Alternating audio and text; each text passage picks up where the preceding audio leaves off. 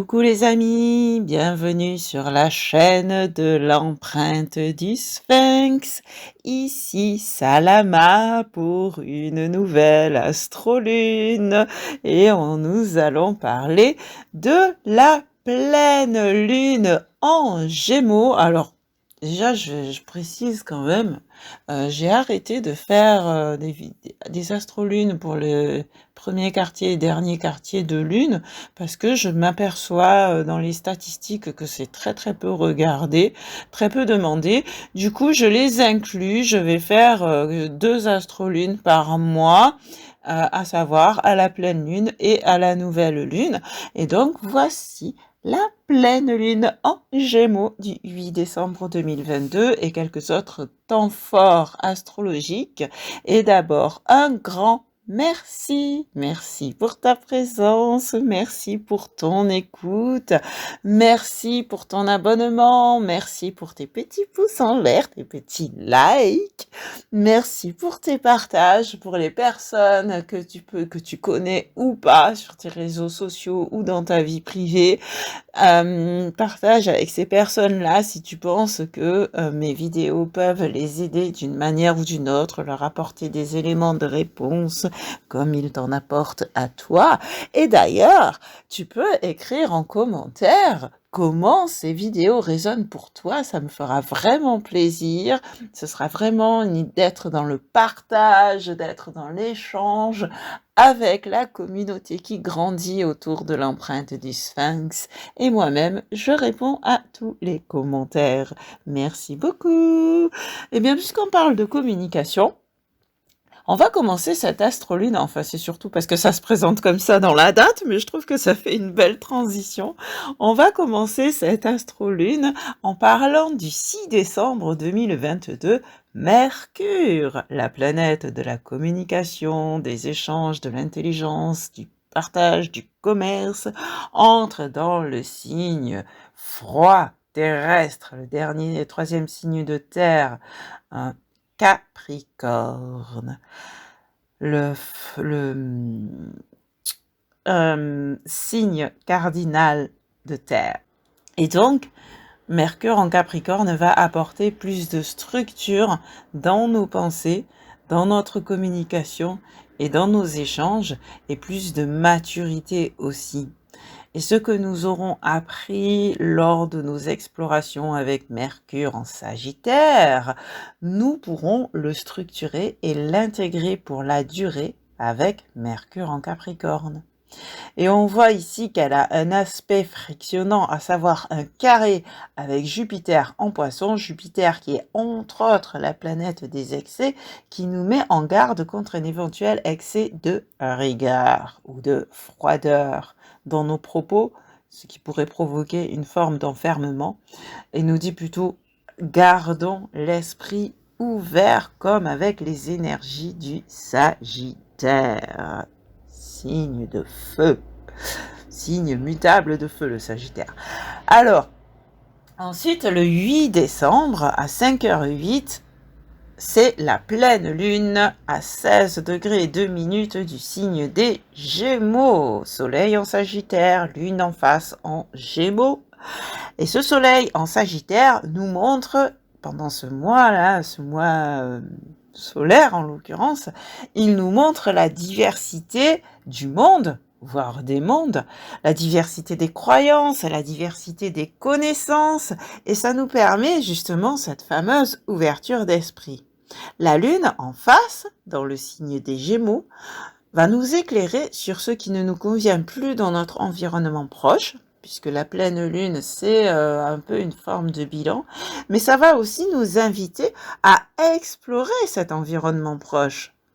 Parce que combien d'entre nous partent en vacances, découvrir de nouvelles contrées, de nouveaux pays, de wouhou, on voyage, on découvre, on se rend compte que en fait, finalement, on ne connaît pas sa propre région. Et ça, en général, ça nous arrive quand on reçoit des amis ou de la famille et qu'on leur fait visiter. On se dit, mais en fait, ouais, j'avais jamais remarqué qu'il y avait ça là, à proximité de chez moi. Et donc, avec cet esprit explorateur du Sagittaire, on peut le ramener avec cette lune en Gémeaux dans notre environnement proche. Et donc, et oui, on va se rendre compte que on va s'apercevoir ou découvrir qu'il y a aussi de belles choses tout autour de nous, autant que dans les contrées lointaines.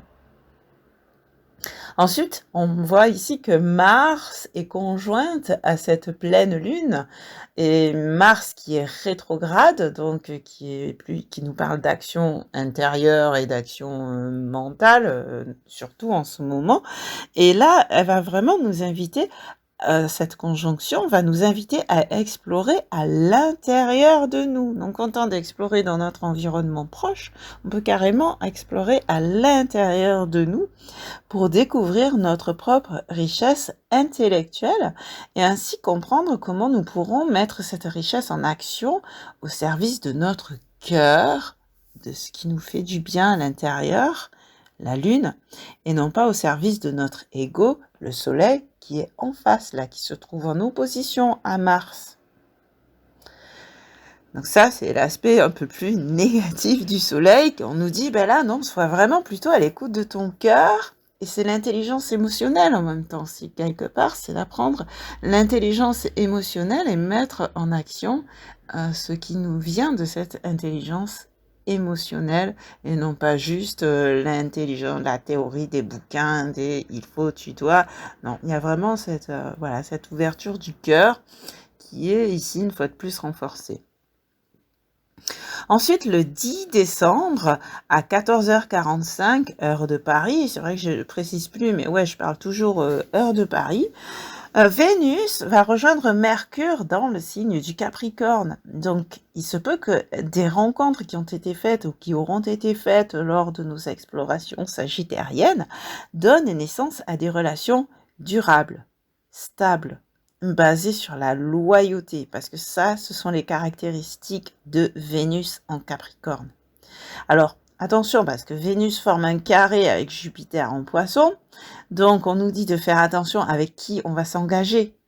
Parce que, ouais, créer une relation durable, oui, mais avec qui? Parce que si tu as un excès de confiance à n'importe qui, ça peut amener des illusions, des soucis. Donc vraiment choisir avec minutie, justement en étant vraiment à l'écoute de notre cœur, mais en même temps de notre intelligence émotionnelle, choisir avec minutie les êtres avec qui nous souhaitons vraiment créer des relations durables, et que ce soit sur le plan amoureux, sentimental ou sur le plan professionnel en affaires. Ensuite, le 16 décembre 2022 à 9h56, c'est le dernier quartier de lune, du coup, qui se trouvera à 24 degrés 22 minutes du signe de la Vierge, signe de terre comme le Capricorne. Et ce sera une bonne occasion de faire la synthèse de ce que nous aurons acquis lors de nos explorations et d'y apporter la structure de l'organisation. La structure, signe de terre, de l'organisation, là c'est vraiment la Vierge. Et nous pourrons aussi commencer à planifier avec méthode, toujours le signe de la Vierge, planifier la manière dont nous pourrons créer quelque chose de durable, de pérenne, qui sont les caractéristiques du Capricorne, et le faire grâce à ces nouvelles connaissances que nous aurons apprises et approfondies avec les énergies du Sagittaire. Bon, on y est encore dans le Sagittaire. Bon, après, ça dépend à quel moment tu regardes la vidéo, mais on y est encore. C'est pour ça que là, je parle bien au futur. Voilà. Et cette lune, donc, ce quartier de lune en Vierge, fera face à Neptune, et c'est l'occasion pour moi de te dire que je dédie dans les jours à venir une vidéo à Neptune, comme je l'ai fait pour Pluton, comme je l'ai fait pour Saturne et comme je l'ai fait pour Jupiter, puisque Neptune va reprendre sa marche directe le 4 décembre. Donc il y aura une petite vidéo, peut-être le 3 décembre, qui va parler de l'émergence de Neptune, et on verra en fonction de ton ascendant comment cela t'affecte. Et pour finir aujourd'hui, il y a le 20 décembre 2022 à 13h16 heure de Paris, Jupiter qui va quitter le signe Jupiter, la planète de la chance, qui va quitter les eaux troubles des poissons pour faire naître en nous de nouvelles passions avec le feu naissant du bélier. Et donc, on va pouvoir reparler de cette Jupiter en bélier lors de la prochaine astrolune, cette fois-ci, qui va nous parler, où on va parler du solstice d'hiver dans l'hémisphère nord, été dans l'hémisphère sud. On va parler de la saison du Capricorne, de la nouvelle lune en Capricorne, et comme Jupiter aura fait peu de temps avant son entrée dans le bélier, ce sera une bonne occasion aussi de parler de Jupiter en bélier, ou d'en reparler, puisque Jupiter était déjà dans ce signe du 11 mai au 28 octobre, donc il risque d'y avoir quelques réminiscences. Voilà, merci beaucoup et à très très vite donc pour Neptune, l'émergence de Neptune et ensuite la prochaine astrolune. Et qui sait, peut-être d'ici là quelques guidances.